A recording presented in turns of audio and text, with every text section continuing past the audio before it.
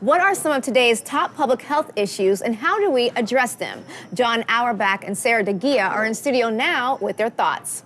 Well, welcome. We're so happy to have you all here. Nice to be here. Thank you. Good to be here. So thank you so much for being here and being here a part of APHA TV. Let's talk about, first off, what are your visions for a better public health system?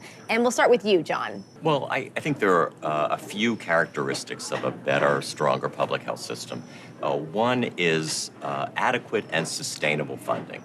Another is focused on equity and community focused. A third might be making sure that we're doing the work that addresses the major public health issues that is being faced by the public. And then finally, I would say we need to be guided by state-of-the-art data, science, and evidence.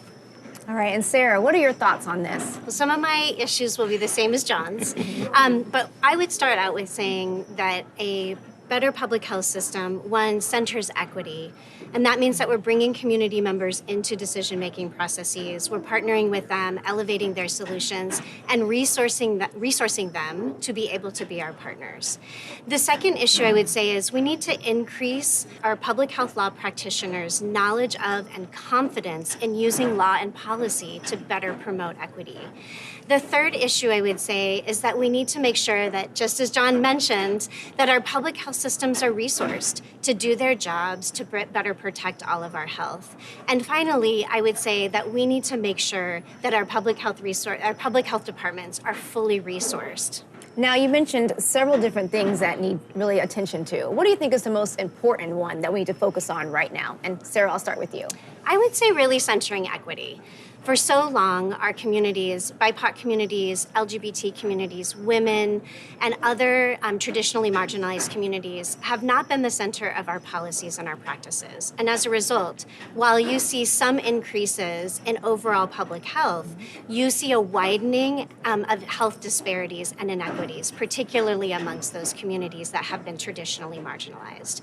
And so if we are to see the increase of our health overall, we really need to center the health of those communities in particular.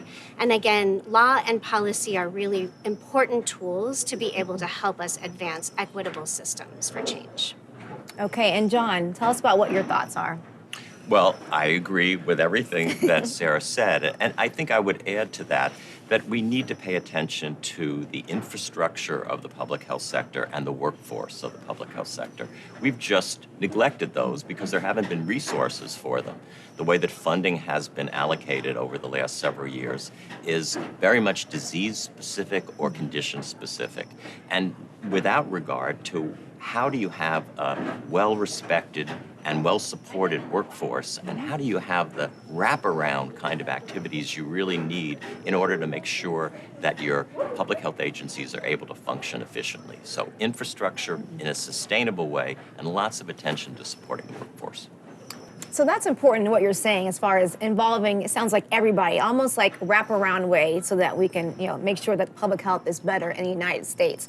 And, Sarah, you also talked about, law and policy and how can those really work together, I guess, because you have to have everybody collaborating, right? Absolutely, and I would endorse 100% that public health really does need to collaborate with other partners, and other partners need to collaborate with public health because we're dealing with complex challenges and issues. We're dealing with inequities that are deeply embedded and entangled into our system's policies and practices. Public health can't do it alone, and we also need to have those partners at the table to ensure that we're doing it together in order to tackle these big problems and challenges. And on a positive note, what are we doing that's right? Because I know people want to know about hope and they want to know about, being positive and what is actually happening that's, working right now. And that can be John, you want to start? Well, I would say one thing that I think where we've made real progress is our focus on the importance of equity and the importance of paying attention to the social determinants of health, the social and economic factors that have an influence on public health. That's really become mainstream public health now. And it doesn't mean that we're where we need to be yet. That work is still somewhat fragile and we need to shore it up at all times. But we're better positioned than we've ever been before to deal with such issues as racism, homophobia, transphobia, and the impact that has on health.